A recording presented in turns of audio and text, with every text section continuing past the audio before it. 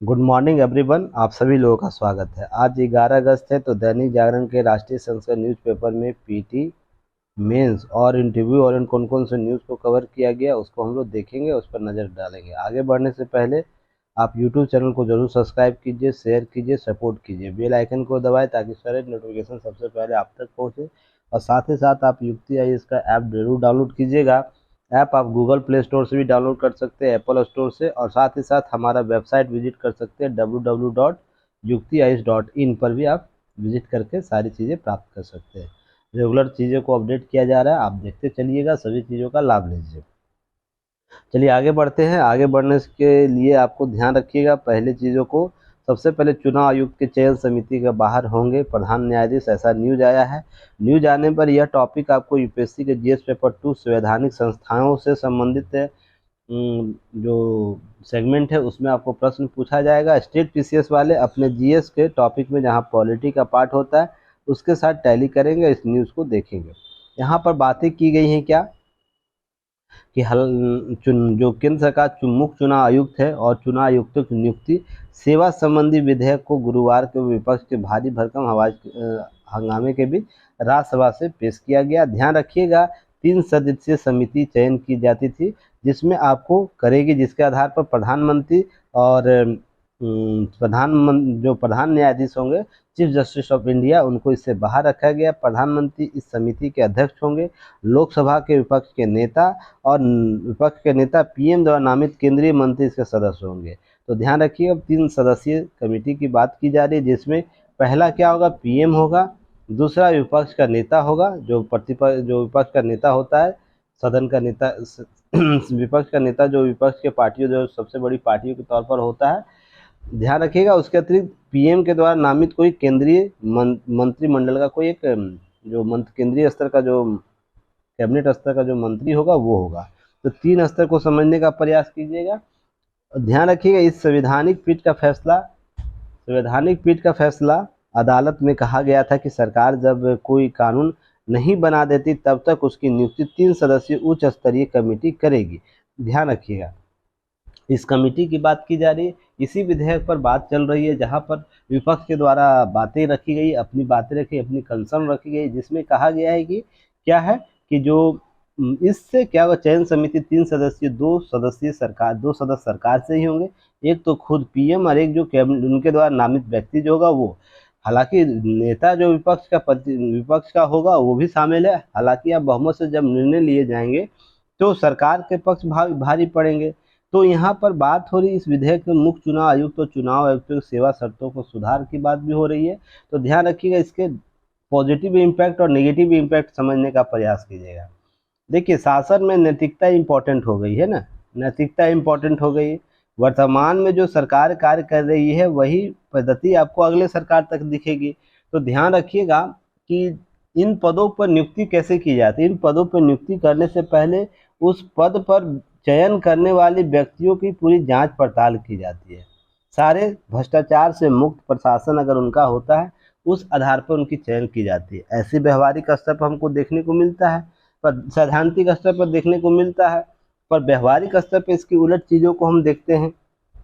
तो ध्यान रखिएगा जो विपक्ष का कंसर्न है वो भी सही है और जो सत्ता पक्ष का जो विधेयक लाए गए वो भी सही है। इसके बीच के संतुलन को स्थापित करने के लिए आपको न्यायपालिका में लोग जाते हैं। विवाद अगर उत्पन्न हो जाएगा तो उसकी नियुक्ति संबंधित विवाद को हम न्यायालय लेकर जा सकते हैं ना। पर ध्यान रखिएगा जो वर्तमान में सरकार को शक्ति मिलेगी वही शक्तियां अगले सत्ता को हस्तांतरित होगी। तो यह कहना है बिल्कुल अलोकतांत्रिक प्रतीत होता है कि सरकार क्या चाहती है कि चुनाव आयुक्तों के शक्तियों को कमजोर करना चाहते हैं अपने हितों को पूर्ति करने के लिए। तो ध्यान यह रखना है कि हम कुछ पदों को जैसे जैसे कुछ पदों के चयन में हमको क्या रहना, एक विस्तृत चयन समिति का गठन करना चाहिए। जैसे आपको चीफ जस्टिस ऑफ इंडिया का मुख्य न्यायाधीशों का चयन हो रहा है, एक प्रॉपर कॉलेजियम व्यवस्था क्रिएट किया गया है। हालांकि राष्ट्रीय न्यायिक भी आई थी बीच में, उसी प्रकार से कोई हमें इन पदों पर नियुक्त होने वाले व्यक्तियों के लिए चयन समिति बनानी चाहिए जिस पर अधिकतम लोग शामिल हो सके। और ध्यान रखिएगा इस पर बहुमत के आधार पर निर्णय लेके, अब 3 लोग शामिल होंगे तो बहुमत का आधार क्या होगा, हमेशा पक्ष में ही आएगा। तो यहाँ पर लोकतांत्रिक व्यवस्थाएं कायम होनी चाहिए, ऐसी प्रयास किए जाने चाहिए। अब है कि अब इसके बाद हम इसका अगर मान लीजिए इस विधेयक को पारित कर दिया गया, संसद में अधिनियम बन गया और इसी चयन समिति के आधार पर इन मुख्य चुनाव आयुक्त और अन्य चुनाव आयुक्तों की नियुक्ति की जाती रहेगी।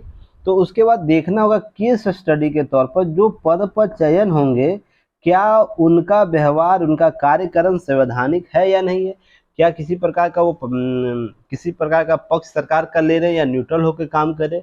उस केस स्टडी के बाद हम यह समझा पाएंगे कि क्या यह निर्णय सही है या गलत है।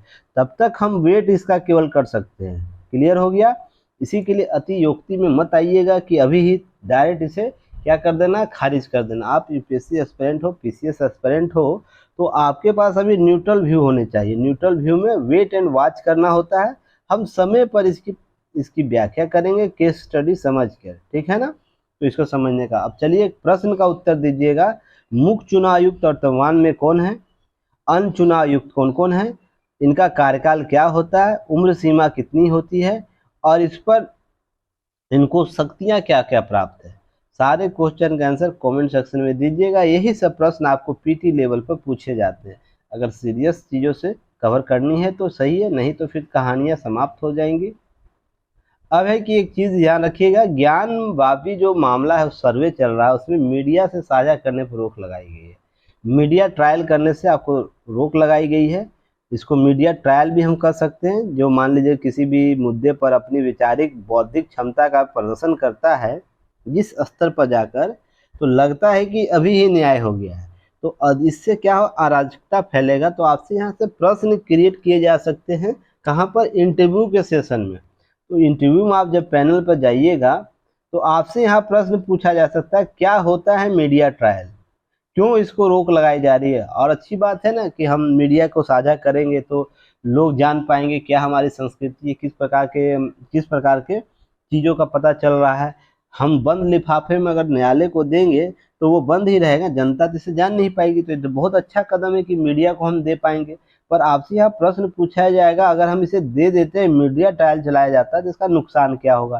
तो मैंने कभी आपको मीडिया ट्रायल पर क्लासेज लिया हूँ, एनालिसिस किया हूँ, तो वहाँ बताया था, याद कीजिएगा आप लोग कि मीडिया ट्रायल क्या करता है। मीडिया ट्रायल है ना, पॉजिटिव नेगेटिव पक्षों को नहीं देखता है, नेगेटिव पक्षों को नहीं देखता। वो क्या देखता है, केवल अपना टीआरपी देखता है। टीआरपी देखेगा कि उसके टीआरपी बढ़ने के लिए इस मीडिया ट्रायल की कितनी भूमिका है। अगर बेहतर भूमिका है तो उसको और भी बेहतर तरीके से कार्य उस पर करेगा, अधिक अधिक न्यूज को कवर करेगा। तो टीआरपी का मामला जुड़ा रहता है, ना कि वहाँ पर क्या जुड़ा रहता है, हम तथ्यों की जांच कर रहे हैं। और आज का मीडिया, वर्तमान मीडिया जो आप देख रहे हैं, जिस प्रकार का व्यवहार आचरण और पद्धति अपनाए हुए, कहीं ना कहीं क्या होता है, उस पर सवालिया निशान तो बनते ही हैं। तो हम क्या करेंगे, वेट एंड वॉच करेंगे जो बातें की जा रही है। अब न्यायालय के द्वारा यह बातें, कुछ बातों को की गई है कि हमको नहीं देना है प्रिंट मीडिया। देखिए कहाँ कहाँ नहीं देना है।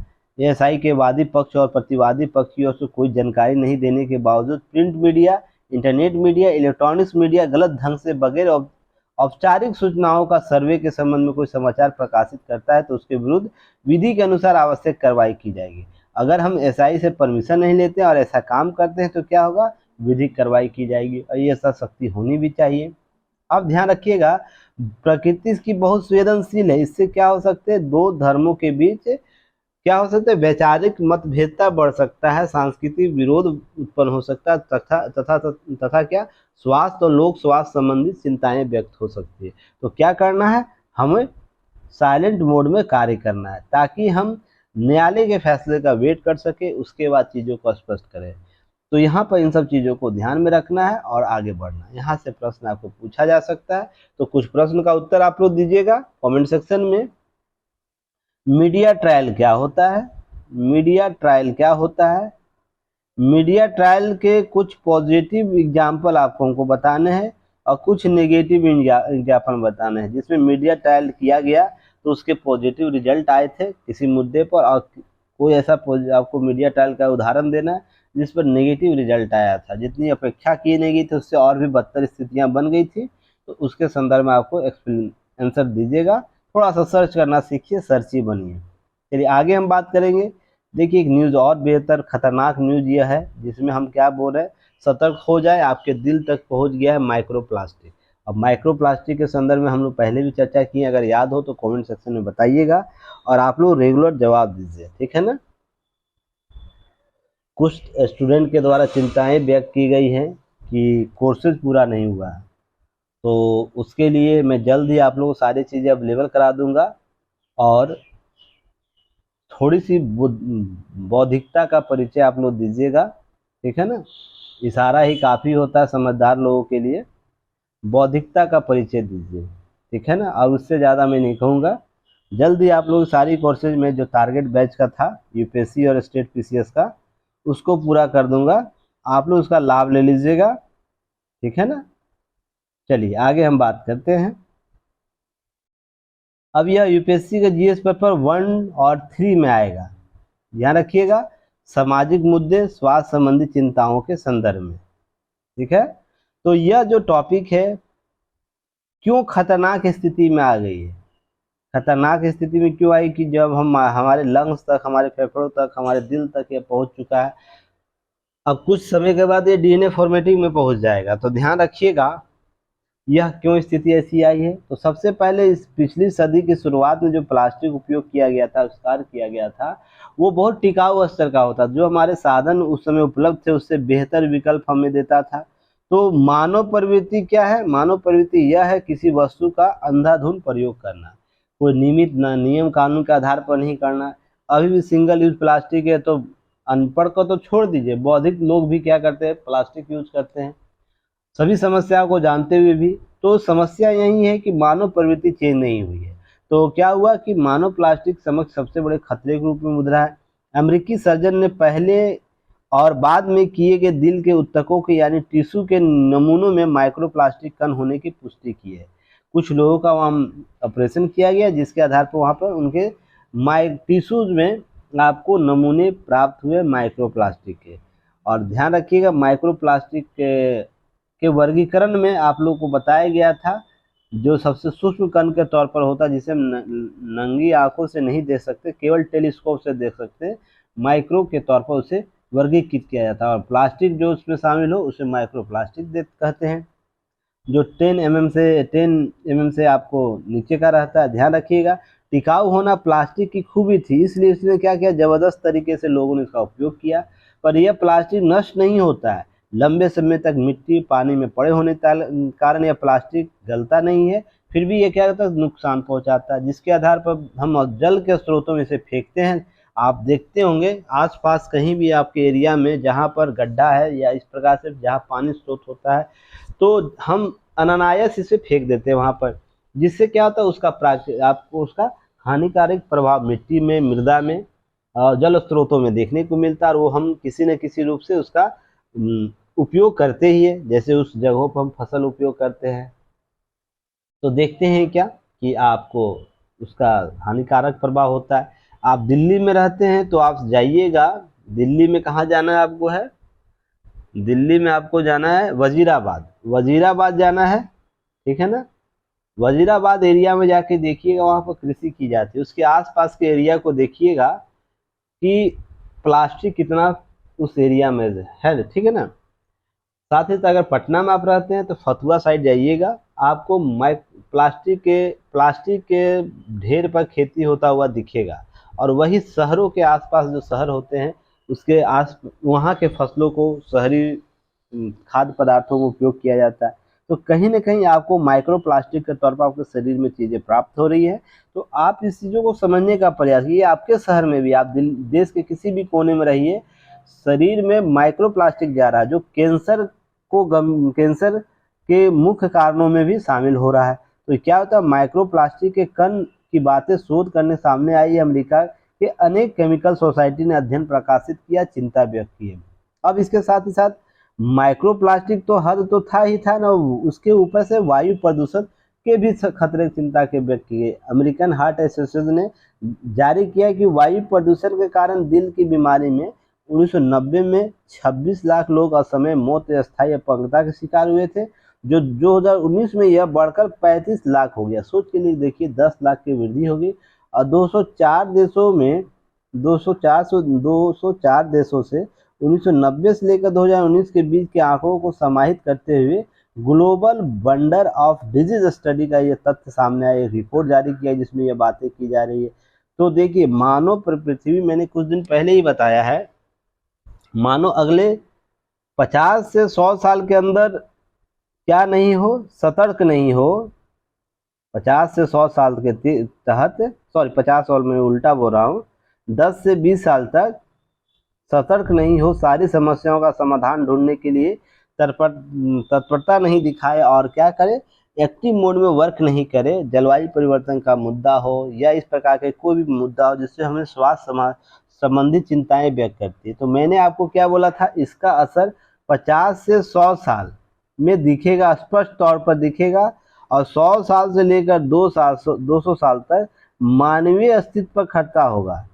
मानवीय अस्तित्व, पृथ्वी पर क्या मानव जीवित रहने लायक प्राणी रहेंगे, इसकी चिंताएं व्यक्त की जाने लगेगी। तो यह सबसे इम्पोर्टेंट फैक्टर आपको समझने की जरूरत है कि हम सरकार को ही केवल दोषी नहीं ठहरा सकते, व्यक्तिगत तौर पर भी आपको यह चीज़ें समझनी होगी।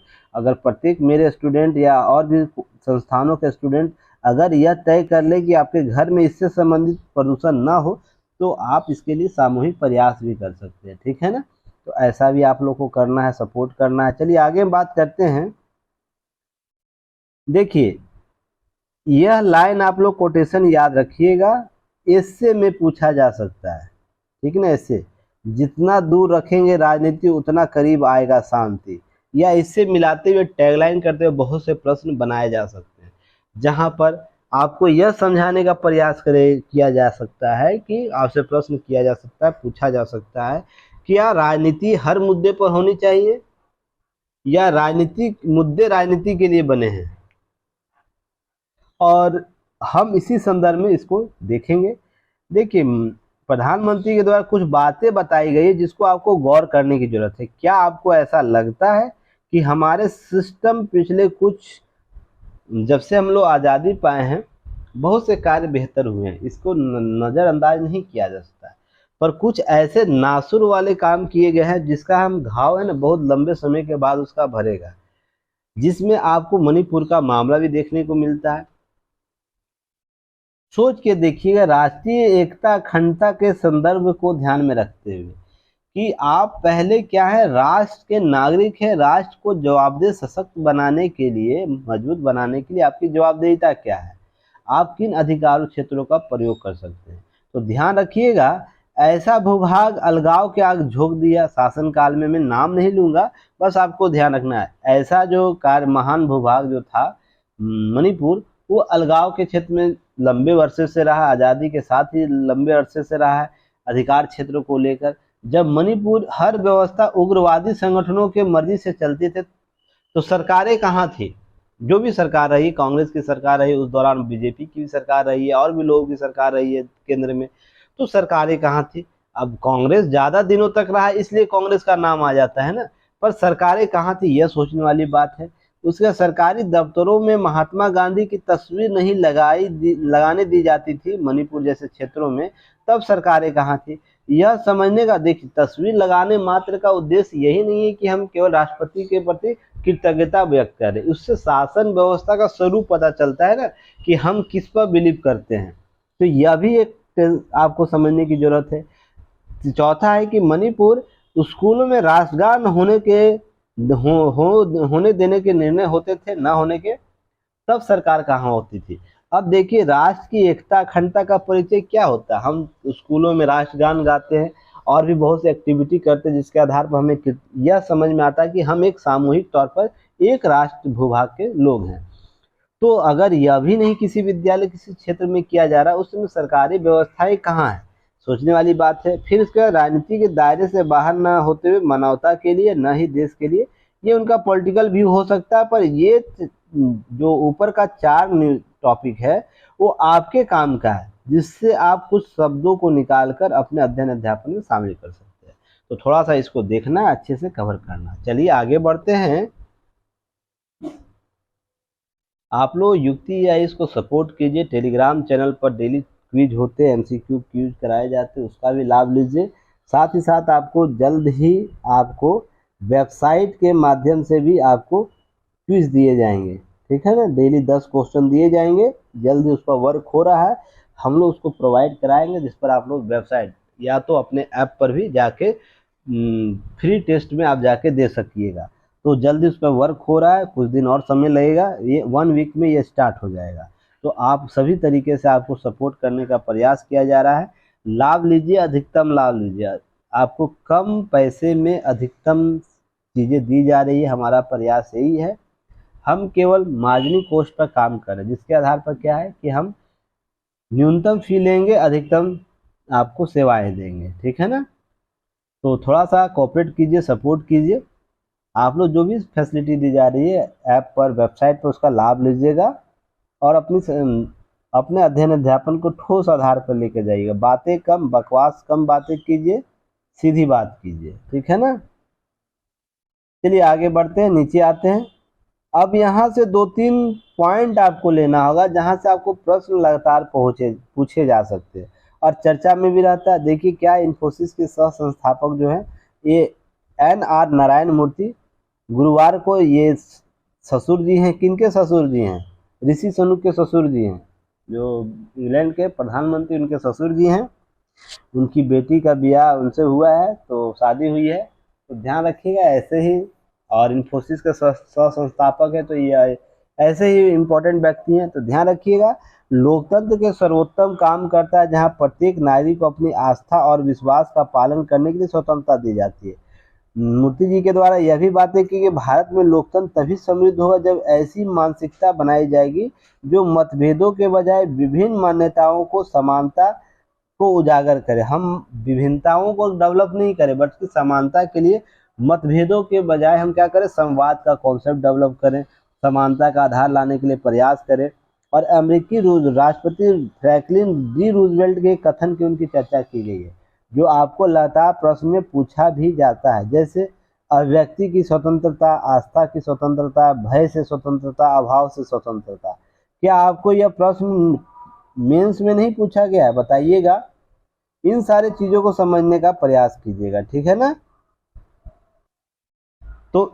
तो इस संदर्भ को समझिएगा, यह आने वाले मेंस में आपको लगातार प्रश्न यहाँ से पूछे जाते हैं। जब भी लोकतंत्र की बात की जाती है, इसी कॉन्सेप्ट के आधार पर बात की जाती है, कहीं डी रूजवेल्ट की कॉन्सेप्ट को आगे बात की जाती है, या लोकतंत्र की हम बात करते हैं जनता के लिए, जनता के द्वारा, जनता से निर्धारित जो शासन व्यवस्था है, उस कॉन्सेप्ट को भी प्रश्न पूछा जाता है। तो आपको मेंस में यहाँ काम देगा, इसे अच्छे तरीके से देखिएगा। साथ ही इनके द्वारा कुछ बातों को कहा गया कि लोकतंत्र किसी को जिम्मेदारी से विनम्रतापूर्ण और निडर होकर राय व्यक्त करने की और जीवन को बेहतर गुणवत्ता तलाश करने की स्वतंत्रता है। क्या मैं ये बातें आप लोगों से लगातार नहीं बोलता हूँ? जिम्मेदारी की बात होती है, नैतिक कर्तव्य की बात होती है, विनम्रतापूर्ण अपना व्यवहार कीजिए, लिमिटेड सीमा अपना निर्धारित किया, आपके व्यक्तित्व का सीमा क्या है, आप किस आधार पर चीज़ों को सोसाइटी में अपना योगदान कर सकते हैं, उस चीज़ को समझिएगा। तो क्या मैं ये लगातार आप लोगों से ये बातें नहीं करता हूँ? बस असर है कि बड़े लोग कह रहे हैं तो आप उसको जल्दी सुनिएगा, हम लोग छोटे लोग नहीं सुनिएगा, एक कान से सुनिएगा, दूसरे से कान से निकाल दीजिएगा। अब देखिए, न्यायपूर्ण समाज बनाने के लिए जिम्मेदारी निर्वाह करता है। मैं क्या बार बार बोलता, जवाबदेह नागरिक जवाबदेह समाज का निर्माण करता है। क्या मैं ये कोटेशन बार बार यूज करता हूँ या नहीं करता हूँ? आप लोग कमेंट सेक्शन में बताइएगा। जवाबदेह नागरिक जवाबदेह समाज का निर्माण करता है, जिससे देश जवाबदेह बनता है। मैं लगातार इस टॉपिक पर चर्चा करता हूँ, तो आपको समझिएगा कॉन्सेप्ट वही है, बस लोग अपने अपने तरीके से व्यक्त करते हैं। अब पिछले दशकों में प्रशंसनीय आर्थिक प्रगति हमारे देश ने प्राप्त किया, फिर भी अभी गरीबी है, जनसंख्या है, पीने योग्य पानी है, और भी चीज़ें हैं जो अभी हमको हासिल करनी है, जैसे अनसुलझी समस्याएं हैं, स्वच्छ हवा संबंधी। तो जनसंख्या नियंत्रण पर इनके द्वारा प्राथमिकता इससे संबंधित बात करने को कही गई है, जो आने वाले एग्जाम के लिए इम्पोर्टेंट होगा।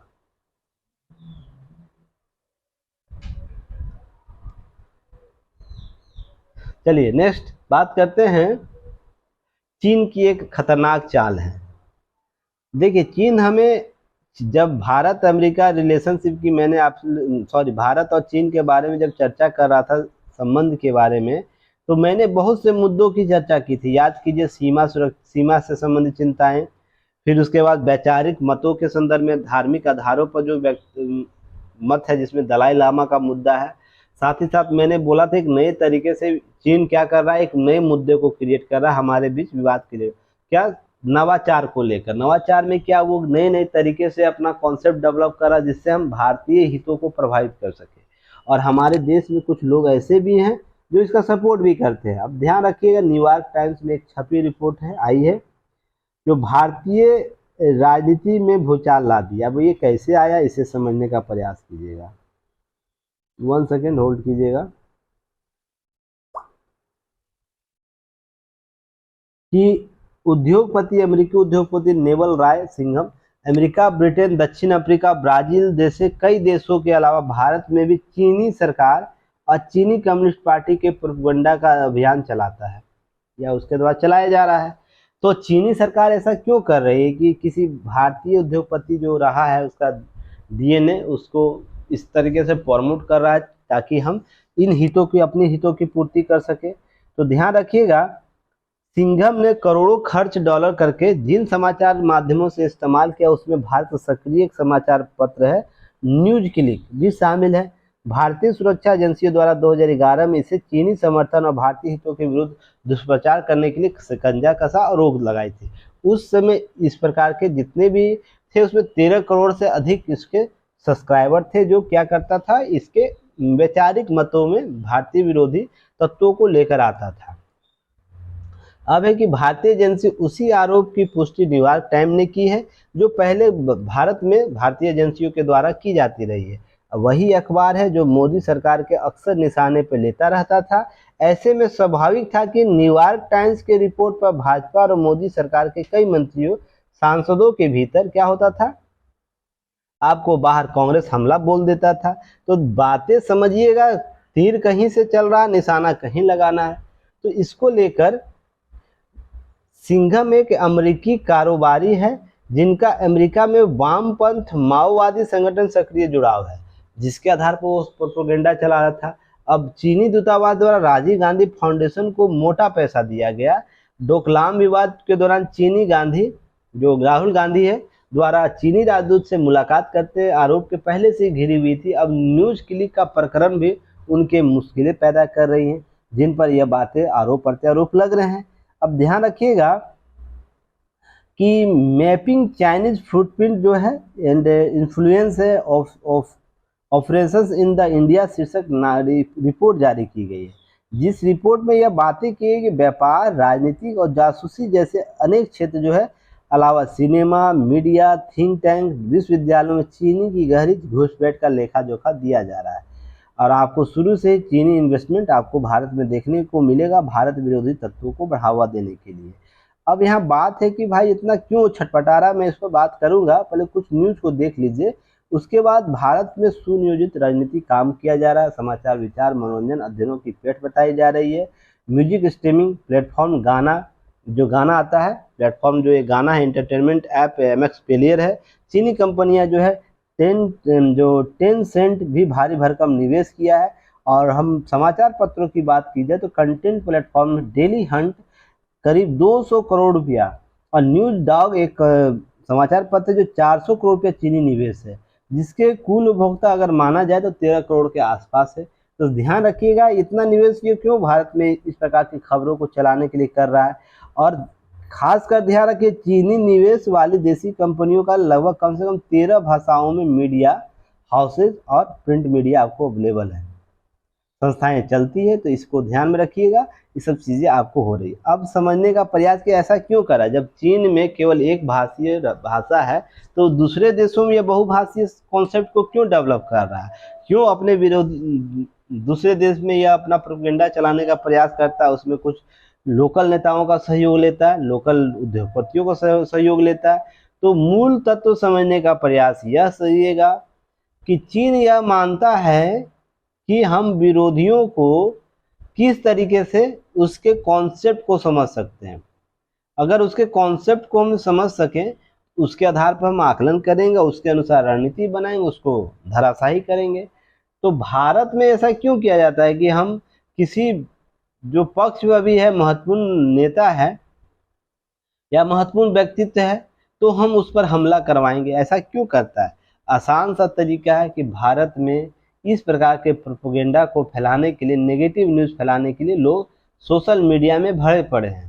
ठीक है ना? सुबह उठिएगा, सोशल मीडिया कोई भी ओपन कीजिएगा, आपको लाखों ऐसे ट्वीट है, सोशल मीडिया फेसबुक इवेंट है जो आपको दिखने को मिल जाए, जिस पर आपको शासन प्रशासन की नेगेटिव बातें की जाती है। उनको देश में कुछ अच्छा नज़र ही नहीं आता है। ठीक है ना? आज तक देश में इस 9 सालों में ही बुरा नज़र हुआ है। उससे पहले देश है ना, अमेरिका को पीछे किए हुए था, और भी लोग, ऐसी ही राजनीतिक पार्टियों की बात की जा रही है। तो देश में हमेशा नेगेटिव नहीं था, देश बहुत प्रगति किया है। उस पॉजिटिव पॉइंट को भी दिखाने वाले उन नेगेटिव लोगों में से कोई है कि नहीं? अगर मैंने कभी बताया था, हमारा मीडिया या तो पूरा सरकार के पक्ष में रहता है, या एक मीडिया पूरा सरकार के विरुद्ध में रहता है। इसको कोई अच्छा चीज़ नज़र नहीं आएगा, और इसको कोई नेगेटिव चीज़ नज़र नहीं आएगा। और ये दोनों स्थिति क्या है? दोनों स्थिति हमारे लोकतंत्र के लिए खतरनाक है। मैंने कभी इस बात पर चर्चा की थी, याद अगर आप लोगों को आ रहा है कमेंट सेक्शन में बताइएगा। और हमारे सिस्टम का यही सबसे बड़ा डिमेरिट है। प्रत्येक व्यक्ति जवाबदेह होता है हमारे देश के एकता अखंडता को बनाए रखने के लिए। अगर वो प्रत्येक व्यक्ति में कोई व्यक्ति समूह या एजेंसियां कार्य कर रही है, उस पर क्या होना चाहिए? सख्त से सख्त सजा होनी चाहिए। और सजा कैसी होनी चाहिए? नजीर पेश करने वाली सजा होनी चाहिए। जैसा कि डाटा प्रोटेक्शन बिल में आप लोगों को नजर आया, 250 करोड़ रुपये जुर्माना लगाना है। इस प्रकार के प्रावधान किए जा सकते हैं। तो चलिए, आप चीज़ों को समझिएगा। न्यायिक कसौटी पर संसद का निर्णय है। तो देखिए, इसके संदर्भ में आप लोग को अपना व्यू लिख कर पहले शेयर कर देना है। कहाँ पर? कम्युनिकेशन ग्रुप में शेयर करना है। ठीक है ना? युक्ति आईएएस के कम्युनिकेशन ग्रुप, युक्ति आईएएस का ऐप डाउनलोड कीजिएगा गूगल प्ले स्टोर से या एप्पल स्टोर से, या वेबसाइट पर भी आप जाकर क्या कर सकते हैं, उसका कम्युनिकेशन ग्रुप है, वहाँ पर शेयर कर सकते हैं। जब डाउनलोड कीजिएगा तो आपको ऑटोमेटिक कम्युनिकेशन ग्रुप में जोड़ दिया जाएगा। आप वहाँ पर अपना कंटेंट ये लिखकर कि इस न्यूज़ के बारे में आपकी राय क्या है, आपकी समझ क्या विकसित हो रही है। अब डेली एक न्यूज़ के संदर्भ में हम आपको एक न्यूज़ का एनालिसिस कराएंगे, दूसरे न्यूज़ पर जो पहले जिस न्यूज़ पर पहले चर्चा की जा चुकी है, इससे पहले मैंने न्यायिक कसौटी की चर्चा कर चुका हूं अनुच्छेद 370 के संदर्भ में। तो उम्मीद करता हूं आप कुछ न कुछ तो बातें याद रखे होंगे ना। उसी को बातों को ध्यान में रखते हुए, आज के न्यूज़ को ध्यान में रखते हुए अपनी राय बतानी है, अपनी समझ बतानी है। और यह पीडीएफ आप लोग ज़्यादा नहीं 200 शब्दों में लिखने का प्रयास कीजिएगा। ऐसा नहीं कि एकदम पूरा 1100 1500 शब्दों में एक लेख ही लिख दीजिएगा। 200 शॉर्ट टर्म में आप इसका उत्तर लिखने का प्रयास कीजिएगा। चलिए, फिर कल हम लोग एक नए न्यूज एनालिसिस के साथ मिलेंगे। तब तक के लिए धन्यवाद। जय हिंद।